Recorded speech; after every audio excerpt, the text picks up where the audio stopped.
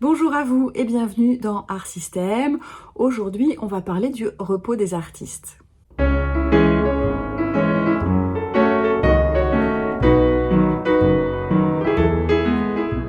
Avant de commencer, je tiens à vous rappeler que je propose environ une fois par mois des ateliers en live via l'application Zoom auxquels vous pouvez participer directement.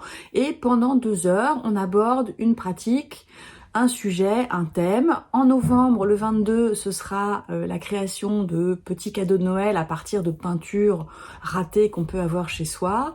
Et au mois de décembre, le 6, ce sera un atelier sur comment peindre en confiance, c'est-à-dire comment développer la confiance en soi pour aller vers une expression sincère et authentique. Si ça vous intéresse, regardez dans la description de cette vidéo, suivez le lien et inscrivez-vous. Allez, maintenant, on passe au sujet du jour. C'est parti. On vit dans une société et dans une culture qui pousse dès le plus jeune âge à la surcharge d'activités. On voit des enfants dont l'emploi du temps est rempli à craquer et des adultes qui continuent à remplir leur emploi du temps à craquer en multipliant les activités, plus le travail, plus les activités des enfants, plus la prise en charge de parents âgés, plus le bricolage dans la maison, bref, on n'arrête pas. Plus on avance dans le temps et plus on a l'impression qu'il faudrait être productif, non seulement productif mais bon en tout. Et donc ça commence à mettre une pression sur tout le monde qui devient difficile à supporter. Et je crois que si on s'arrête 5 minutes, on se rend compte que personne n'a intérêt à ce qu'on continue dans ce système parce que au bout du compte, les gens s'épuisent et quand les gens sont épuisés, eh bien ils sont plus capables de faire quoi que ce soit et de mener leur vie correctement. Et c'est ce qu'on appelle le burn-out et c'est parfois très difficile de se remettre d'une épreuve comme celle-là. Alors vous allez me dire, les artistes, eux, ne fonctionnent pas comme la plupart des gens, ils ont une manière de travailler qui est différente. Vous avez raison, sauf que, c'est vrai, la création n'est pas vraiment un travail comme les autres. D'abord, il n'y a pas d'horaire défini. On travaille quand on en a envie, quand on le peut, parfois en jonglant aussi avec d'autres impératifs. Ce qui fait qu'il n'y a pas de frontières bien définies, comme quand on va au bureau de 8h, 9h, 10h le matin jusqu'à 18, 19, 20h le soir. Il n'y a pas cette démarcation précise liée au changement de lieu de travail et à des horaires que tout le monde doit grosso modo respecter. Là, on peut travailler au milieu de la nuit si on a envie, et il y a des artistes qui le font. On peut travailler très tôt le matin, on peut travailler un peu le matin, très tard le soir. Enfin bon bref, on est vraiment libre de faire ce qu'on veut. On n'a personne qui nous dit comment organiser notre temps de travail, ni ce qu'on doit mettre dedans. Souvent, on travaille chez soi ou dans un atelier qui est proche de chez soi et donc on a vite fait de rendre un peu poreux ce temps de travail et ce temps personnel. On se dit, ah bah tiens, j'ai des toiles, j'attends que ça sèche, je vais en profiter, je vais aller faire 3 courses ou je vais mettre du linge à sécher. Ou bien, ah bah je suis en train de préparer le dîner mais j'ai une idée, hop, je vais aller la noter. Et donc, on est tout le temps en train d'osciller comme ça, entre le temps de travail et le temps personnel, sans qu'il y ait des démarcations bien claires. Et ça peut conduire à certaines zones de flou et à trop de travail, en fin de compte, à trop d'investissement dans le travail. De la même manière, l'imagination et l'inventivité ne fonctionnent pas à heure fixe et donc on peut très bien se retrouver à avoir ses meilleures idées au milieu de la nuit et à vite devoir aller les noter. Et donc ça concourt aussi à créer de la fatigue, à créer du déséquilibre. Le travail de l'artiste n'est pas un travail linéaire. On a des périodes de travail plus intenses où on va par exemple exposer, où on va être dans la création d'une collection, d'une série de toiles par exemple, ou bien on va devoir animer un stage qui dure plusieurs jours. Donc tout ça, c'est des moments d'activité intense qui peuvent être suivis de moments où l'activité est un peu moindre, où on va plus se laisser flotter, inspirer et peut-être même avoir l'impression de ne pas travailler, alors que le travail se fait de manière souvent inconsciente. Quand on est créatif, qu'on soit peintre, sculpteur, qu'on écrive des chansons ou qu'on compose de la musique, qu'on écrive des romans, peu importe, un des dénominateurs communs à toutes ces activités, eh bien, c'est qu'on est extrêmement concentré. Quand on travaille, ça demande vraiment une extrême concentration, et qui dit extrême concentration pendant un certain temps, dit fatigue par la suite, parce que c'est pareil, on ne peut pas rester concentré des heures comme ça, on a besoin de se reposer ensuite. Le travail créatif peut aussi amener à prendre des positions parfois inconfortables, on peut développer des douleurs dans les épaules, dans le dos, on peut développer des tendinites, on peut développer ce genre de choses, et ça fatigue aussi. Et puis, il y a des artistes qui souffrent de douleurs ou de maladies chroniques, et donc ils sont obligés de composer avec leur création, mais aussi les messages de leur corps, et ça c'est pas toujours facile de respecter les deux en fin de compte. Bref, comme tout le monde, les artistes ont besoin de pause, ont besoin de se reposer, mais le problème c'est qu'ils ne sont pas très bons pour faire ça. En effet, les artistes ne sont pas souvent des gens raisonnables, qui écoutent leur corps et qui écoutent leurs besoins. À cela, il y a plusieurs explications. D'une part, on est passionné par ce qu'on fait. Quand on est passionné, rappelez-vous vos cours de philosophie sur le sujet, on fait pas attention à aux limites de son corps, on fait pas attention à ses besoins, on est complètement investi dans ce qu'on fait, on ne pense plus qu'à ça, et donc on peut très facilement se négliger ses temps de repos, négliger son besoin de régénération, négliger aussi sa famille, le temps qu'on voudrait passer avec ses amis.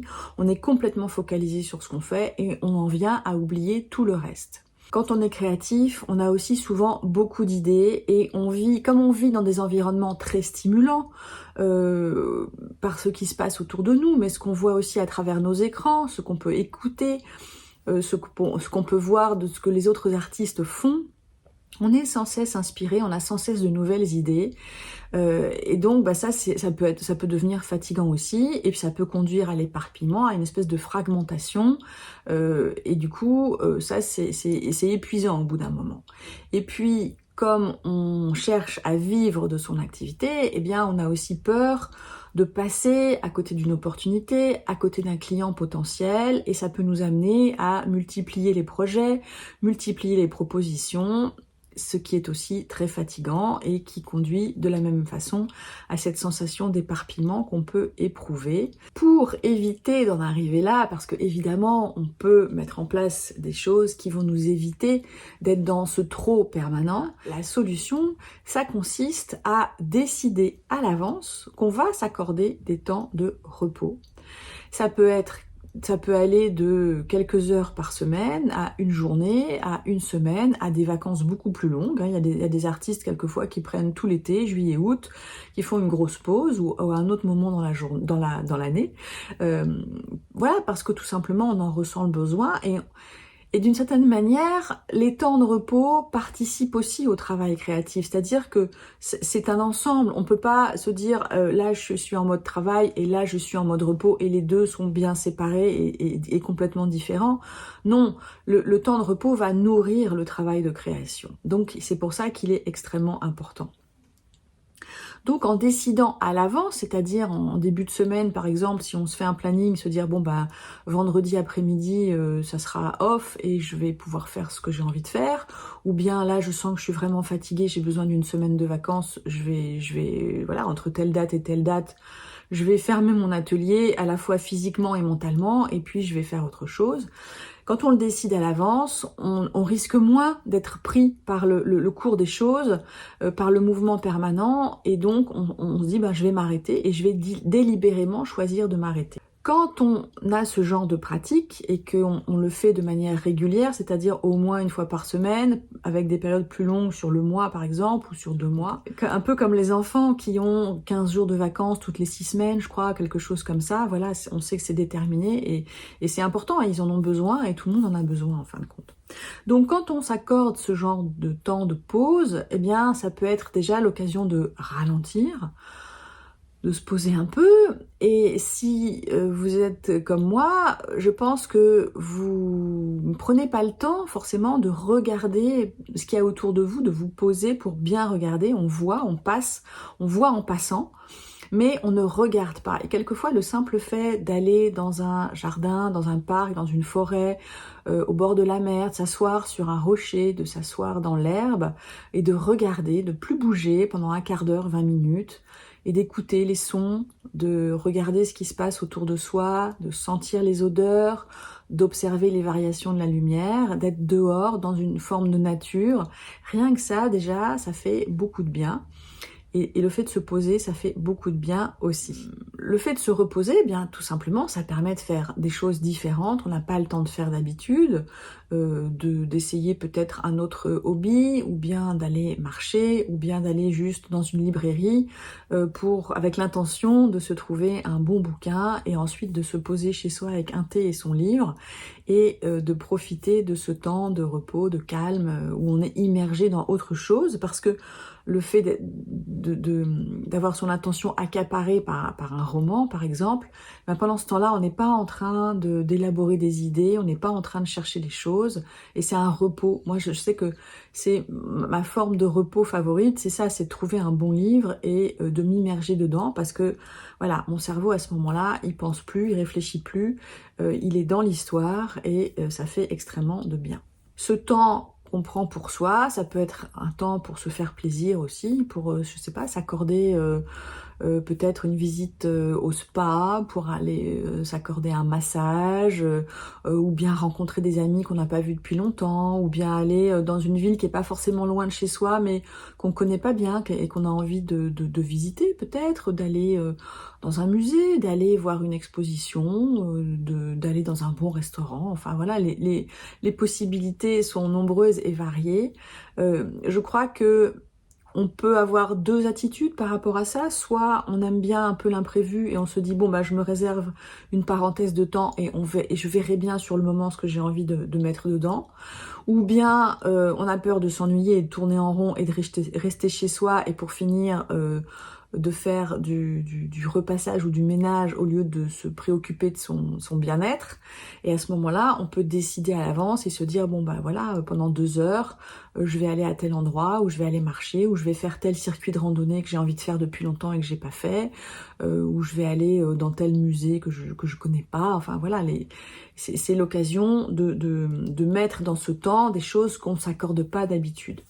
C'est à chacun et chacune de trouver comment décrocher en fait, ce qui va lui faire le plus de bien, ce qui va le régénérer ou la régénérer le mieux pour pouvoir ensuite récupérer l'énergie et se remettre au travail. Et ça, c'est vraiment à chacun de définir ses besoins, de définir ce qui lui fait du bien, ce qui lui apporte de la joie, du plaisir, du bien-être. C'est différent selon les personnes. Voilà, j'espère que ça vous aura donné envie d'appuyer sur le bouton pause. J'avais fait une autre vidéo précédemment qui s'appelait se reposer ou procrastiner, que vous pouvez revoir aussi. L'important, c'est de mettre en pratique ce qu'on conseille aux autres. Eh bien, je vais moi aussi faire une petite pause, et donc il n'y aura pas de vidéo pendant quelques semaines parce que je vais me mettre en vacances et j'en ai bien besoin. Je vous souhaite beaucoup d'inspiration, beaucoup de créativité, et je vous dis à très bientôt. Au revoir.